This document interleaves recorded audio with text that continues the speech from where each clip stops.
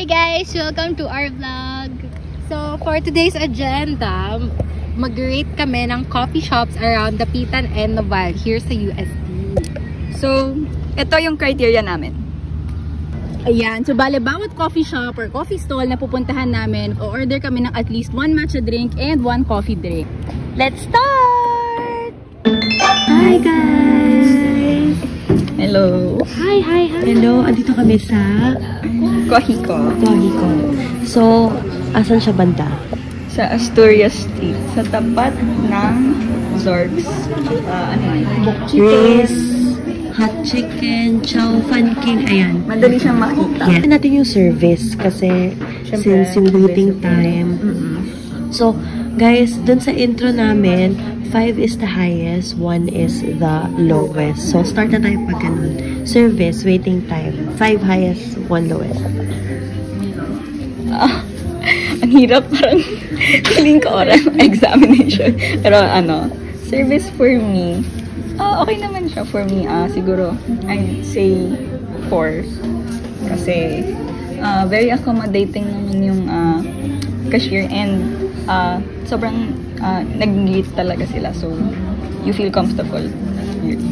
Ako naman sa service, siguro i-5 ko na kasi hindi siya masyadong matagal. Hindi kami matagal naghintay. Mabilis lang tong dumating yung mga drinks namin. So, 5.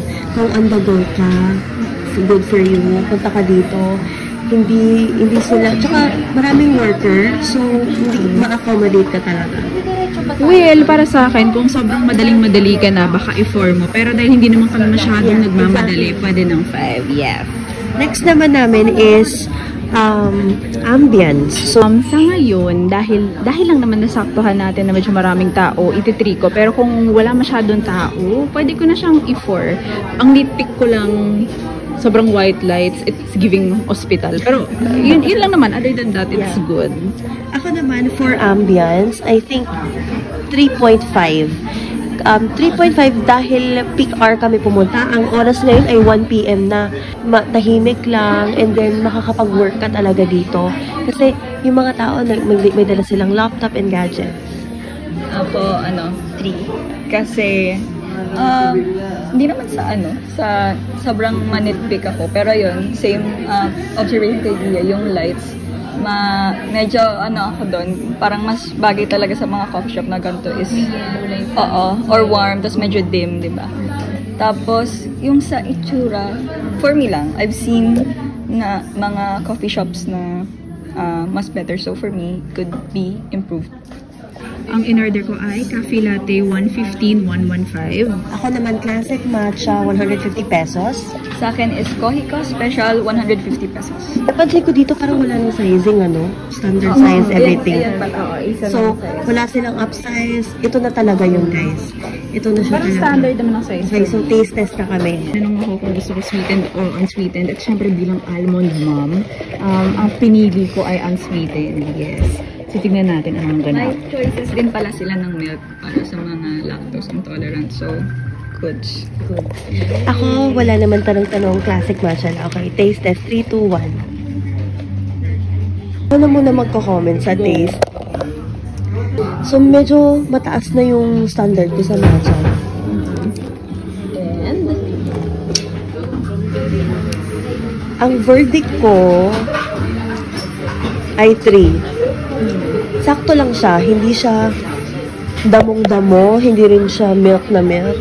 Right in between. So, kung hindi ka matcha drinker, matotolerate mo to. Yun, 3. 3 out of 5. personally, since mataas ngayon caffeine tolerance ko and like, no joke, kaninang umaga or basta every morning talaga, straight black coffee ako with sugar lang. And so, pag nagkakape ako, hinahanap ko yung bitterness ng coffee. So, gusto ko matikman yung parang roast, ganon. And dito, I would say na siya. For me, for my taste lang, 3.5. Kasi, siguro for someone na mahilig sa, 3.5. For someone na mahilig sa matamis and creamy, magugustuhan nyo to. Siguro, di ko sure kung anong i-rate ng ganong type of coffee drinker. Pero for me, sa mga mahilig sa matapang and yung lasa mo talaga na kape siya, 3.5 siya. So, medyo iniisip ko na kung e-effect ba siya sa akin kasi nga medyo creamy in taste. Pero, note ko lang na enjoyable yung toasted brown sugar sa top niya. So, gets ko na kung ba't so special kasi masarap naman yung may texture ka na naiinom na bukod sa kape, may nachuchu ka na crunchy bits ng sugar. So, yun. Yung very classic. Siguro dapat in-expect ko na yun kasi cafe latte, tapos hindi ko pa pinalagyan ng asukal. It's not a bad thing. I mean, ano lang, it's just that syempre, if you want something na parang, oy, ano to, unfamiliar, ganyan. Maybe it's not going to really stun you, ganyan. Pero, it's a safe order, very safe. I think, hindi naman ako maa-acid dito. Kasi nga, dama ko naman yung gatas, ganyan. Pero kung mas hanap mo kape, this may not be the one you're looking for. Siguro mag-Amerikano ka. Ayun. So, ang ano ko dito, verdict ko dito, 3/5. For pricing, 3/5 din. Hindi rin siya super mahal eh. Kasi may mga 210, 220. For its taste, it's good. 150. For me, medyo bukod dun sa may toasted na crunchy bits, special niya. Yun lang yung pampa-special niya. So, for 150 na gantong drink, I'd say medyo on the pricier side siya. So, siguro, ranging 2.53 yung pricing for me. Ayun, ako I think, mas mura kasi ang price ng ito kasi sa kanila, it's 115. Pero, dahil sabi ko nga, safe order siya, very tame, classic. I think, you could get something na 115. Ay, kung gusto nilang magising, baka hindi. Pero kung gusto nila ng safe sa tiyan, gusto nila hindi sila ma-acid. And medyo on affordable side. Affordable. At least hindi siya 150 Pwede. So, 3/5. And ang i-rate naman namin ngayon ay Tomo. So, hello. Hello guys. First time kong titikman tong white mocha. Ang usual kasi niya sa nabilin ay cafe latte. Cafe latte. I'm a basic girl. Ako naman, ang usual ko ngayon ay matcha. Palagi din sa Tomo. Dati coffee, kaso your girl is acidic. So, ayun din pala. Ang akin, ang lagi ko din order besides matcha, dapat soy milk. So, no to dairy tayo. Kay Ses naman, okay lang sa kanya yung regular. Tapos, okay din yung size for me. Kaya, medyo acidic din kasi ako. Kaya yung, 14 ounce? Tama 14 ounce yung in-order namin. As acidic girlies. Okay. So, ngayon naman, titikman na natin. Kahit everyday ko na siyang in-order. Record din to ni Hen, di ba? Kasi lagi din na in-order to. Before I got too acidic. Yes. So, titikman ko na yung recommendation niya. For the taste, kailangan ng disclaimer. May factor na, kanina pa namin siya in-order. Medyo... Yung akin, it's giving watery damo. Malabnaw na siya. Natitikman ko yung pagka-mocha niya, na medyo may salty. Pagka-salty vibes.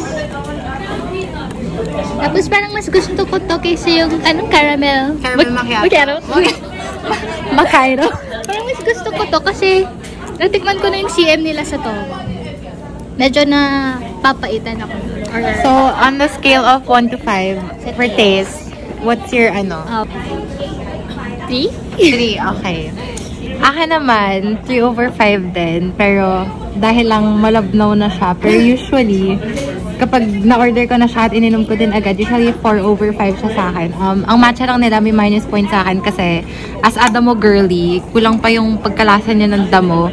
Mas siya, leaning towards milkier side. Pero, as a drink for after lunch, okay naman siya. Hindi naman siya May factor ba yung pagka-soy milk? May factor din yung soy milk for me.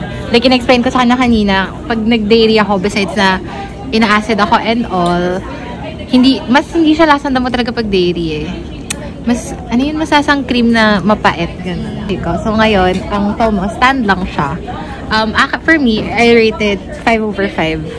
The fact na kasi nasa Raymond's kami, na sobrang lapit niya. Kasi lumabas ka na ng gate 10, punta ka Antonio, literal katapat lang. Andyan na siya.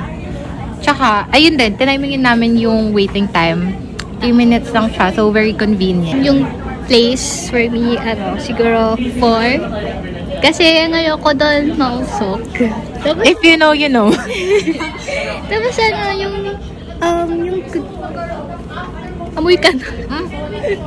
I think na yung price ng, Price-wise, okay. at yung quality, sige, yung quality na rin makes it siguro worth it at least yung So, yung coffee ni Cez, since dairy lang to, hindi siya nagpa-sub ng anything. This is 70 pesos for 14 ounces. Yung akin naman, ang original niya, if you just buy matcha latte na with dairy milk, this is 70. Pero dahil bawal ako sa dairy, nag-soy ako, plus 30 siya, so 100. Pero, for me, okay pa din siya. Kasi, hindi siya yung OA na 150 for a matcha. For the price, okay na talaga siya. lalo malapit lang siya. Tsaka Yun yung the convenience. strength. Magsusot analysis mo kami. So, what is the weakness? Ayun, siguro weakness din yung amoy. Yeah, yung ng amoy. place. Pero medyo strength din talaga yung location nila kasi malapit sa For the if AB student ka or commerce ka, sobrang convenient. tapos malapit din sa mga sari-sari stores. Usually pinupunta ng mga tao. So, Kung bibili ka ng steak, kung bibili ka ng stick ko, tapos gusto ng kape, pwede na break. So, Tsaka ang time din nila, they open at 9 AM. Tapos till late sila, I believe. Like, till late, like midnight, ganun. Nagtanong ako ng bestseller nila and sabi nila, isa to, which is yung Cafe Suada. Vietnamese coffee to. So, I'm expecting na matapang siya. Ang price niya is 130 and yung size niya is grande, which is the smallest size out of the 3 choices. So, hello. Ang akin naman, ang kinuha ko yung green tea latte nila as an acidic girly. Tapos, 130 yung regular na. Pero since bawal din ako sa dairy, nag-sub ako for oat milk, which is plus 30. So, 160 tong grande. And me naman, ang kinuha ko ay cafe latte, the usual, very basic, and 130, smallest size also. So, Taste test na tayo. Okay. Lasang damo. Ang first kong matcha na try nila dito is yung ube matcha latte nila. So, syempre iba to kasi ito yung tunay na green tea latte. Very ano siya. Gusto ko siya so far. Ikaw? okay. Ngayon naman, ako, ang tingin ko ay, ano siya, hindi siya matamis, hindi siya magatas. Hindi ko inaasahan ganun. Akala ko Is it almond mom approved? Yeah, almond mom approved naman kasi hindi siya katamisan. May tapang na, May like, tapang, great oo, tapang. may tapang. Actually, I like the taste. Compared sa isa or sa iba siguro kung natikman, I like it kasi, ayun nga, as I said dun sa other review, gusto ko yung medyo matapang and yung lasang kape talaga. And ito, Pasok sa standard. It's giving. Yes. Dahil nakapag-explain naman tayo, I mean, for me, very lasa siyang damo. Kasi ako, gusto ko talaga yung mas nangingibaboy lasang damo kaysa yung milk. So, I would give this, 4/5. -1 lang kasi, honestly, mas biased ako if soy milk. Kasi for me, mas masarap ang matcha with soy milk kaysa oat milk. Pero, walang sub-soy. Pero other than that, 4/5. Ako naman, ang ibibigay ko, 3/5. For sana kung medyo mas may gatas pa. Pero, yan lang naman ang nitpick ko. Yung hindi siya katamisan, okay sa akin yun. Pero maybe if you want sweeter, hindi ito yung for you. But for me, na mas gusto hindi matamis, gusto ko na ganito. Actually, ako, I really like it. Hindi ako usually umorder ng Viet, so don't have much reference. Pero, sa taste, based sa taste ko, though mahilig ako sa matapang, I'd give it a 4.5 out of 5. It would be 5 if it was a little more creamier, my opinion. okay. So, yun. Next naman natin ay the ambience of the place. Since nasa indoor naman tayo ngayon ng cafe. So, what's your review na nasa Pinoval tayo ngayon at not Dapitan? As a Dapitan girly, actually, I really like the place. I like yung lights. I'd give it a 4 out of 5. Instagrammable. Real. Correct. Very pang story, lalo na ako na lagi ako nagpo-post na nasa cafe ako. Actually, ako din, agree ako 4/5. Ang minus point ko lang din is, besides na maliit siya, I mean, comfy naman siya. Every time nandito kami, never siyang like puno. So, hindi siya yung parang feeling mo congested. Pero yung minus point ko lang siguro is yung chairs din. Kasi if you wanna work here, hindi siya comfortable. Tapos, wala kang actually socket. Kailangan nandito ka. Oo, wala din socket. So, like, hindi talaga siya for workplace. For tambay siguro. Oo, for tambay. Kung saan mo makimarites. Ayun. Ikaw naman, Gia. Ako, for over 5, nasabi niyo naman na yung ibang nitpick. Siguro ako ang nitpick ko is, nakakatamad lakarin yung distance mula sa atin kapag mainit. Last words ko ay, Drip Coffee, please sponsor us. Hi guys! So, nandito kami sa JJ Coffee. And ang una natin i-rate ay At ambience na. location and ambience. Ikaw muna, te. Yung coffee stand na to, located siya sa... Or coffee place. Coffee place. Coffee Located siya pwesto. sa Naval, here sa Galleria Suites. And, yung look, length. Yung parang layo niya from AB, medyo malayo-layo. Maraming steps. Oo, kasi maglalakad pa from AB to Naval. Kung taga Raymonds ka, pero kung taga BG Pop ka, kaya-kaya lang. Pero syempre, taga Raymonds kami. So, medyo, kita naman sa face, talagang malayo-layo ang nilakad namin dahil. Siguro 3/5. Ako 2/5 kasi nga taga Raymonds eh. Malayo-layo. Pero nga, kung taga BG Pop ka nga, go push. siguro nag-3 ako kasi malapit lang ito yung dorm. Kung dorm girl ka. Next is, service waiting time. What is this? Ako 4/5. Hindi naman siya ganun katagal. Pero kasi, kami-kami lang din tao dito. Next is, taste na tayo. Okay, titikman na namin guys. Wait lang So, ayan, napunta na namin yung straw dun sa drink. Wait, sabihin mo natin anong in-order mo and then magkano. Ako, matcha latte. Ito yung pinakamalaki. I think 22 ounce. 95 pesos. Ikaw? I ordered white mocha, tapos 70 pesos lang. 70 pesos, 95 pesos. Grabe yung no guys, difference. 12 ounce, 22 ounce. So, taste test na tayo. Okay, stirring pa siya kasi nag-settle ata yung, ano yan, te? Parang syrup, vanilla syrup. Nag-settle siya sa ilalim. Hindi lang masyado i-ganon mo. Ayan, nag-settle siya sa ilalim. So, kung yan yung in-order nyo, ano nga yan, te? White mocha. Yan, kung white mocha in-order nyo, kailangan nyo i-stir.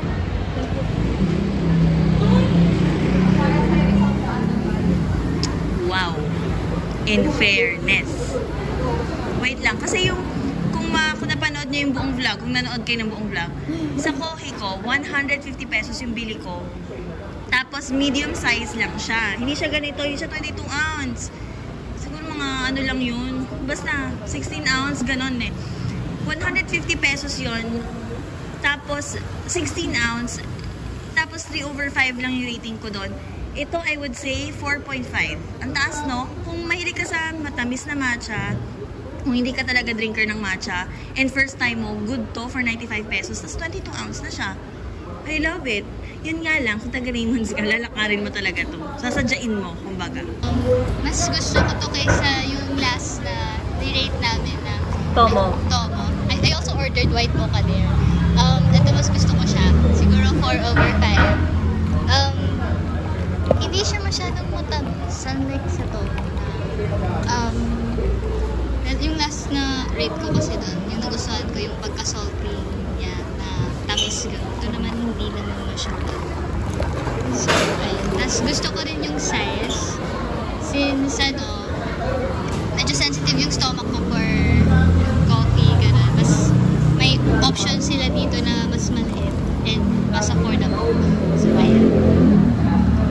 Ako overall, based from Kohi ko kasi yun, 150 yun. Tapos, pero kung matcha drinker ka, tapos mahilig ka sa creamy, tapos matamis, go muna talaga to. Pero kung talagang okay lang sa'yo yung malabnaw, tapos malapit lang, Kohi ko ka na lang. Parang Dennis Cottage. Hindi, pero kung malapit ka, kung malapit ka lang, tapos gusto mo ng mabilisang matcha lang na, tapos may budget ka, go. Lalo mo sa tapitan lang yung coffee mo, diba? Tapos may, gusto mo mabilis lang. Pero dito parang, go to. Ayan, Tomo versus JJ, what would you pick? JJ. JJ din. Tapos mas, din siya, affordable. Pero yun lang, mas malapit yung Tomo sa rates. And aesthetic din niya, bongga din. Yung bongga yung branding. dilaw na dilaw. Day. Makikita mo talaga kahit sa malayo. Yun lang. Thank you, guys. Thank you, bye. Thank you so much, guys, for watching our vlog. So, bakit nga ba tayo nag-rate ng mga coffee shops around UST? Bakit nga ba?